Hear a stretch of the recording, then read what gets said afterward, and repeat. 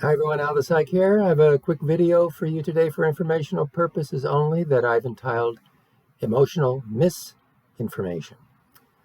It's easy to accept information when there's, an emotional component to it. When we're presented with, emotionally charged information, there's a tendency for our prefrontal cortex to take a back seat to our limbic system. Okay, so the prefrontal cortex is responsible for higher level cognitive functioning, thinking, planning, organizing, self-control, etc. The limbic system is dominated by emotions. Okay, so if a headline is emotionally charged, it's easy for the limbic system to drive the car, so to speak.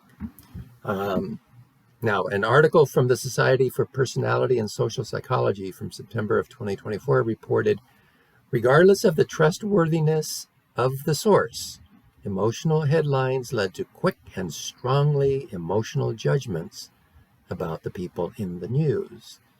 And that little mental effort was invested in processing emotional headlines.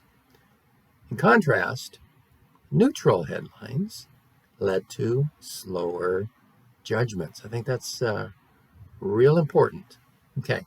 So what's important here is the statement, regardless of the trustworthiness of the source. So regardless of the source, if our limbic system kicks in, what we're reading can come from a very, unreliable source, but we just kind of might accept it. Okay. So what do we do about it?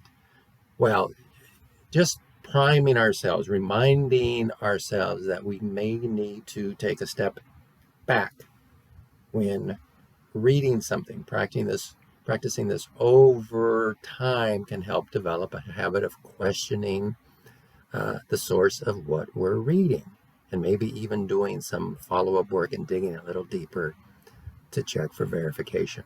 This isn't an old concept. I remember decades ago, working in the school system, a lot of times the teachers, before the kids went out to recess, where they could run around and maybe get in trouble, the teacher might prime the kids, like, okay, what's the expected behavior when you go out there, and you kind of go through it and remind them, put it in their mind right before the before recess. Same thing here. If I'm going to be reading some stuff, I'm going to go in there with an idea that, okay, yeah, I'm going to read it, but if I need to, I can always take a step back before I just willy-nilly accept it as 100% true. A lot of times you get a little bit of truth inserted into a bunch of nonsense, so you got to be careful about that little grain of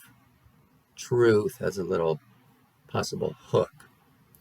Anyway, that is it for now, and see you later.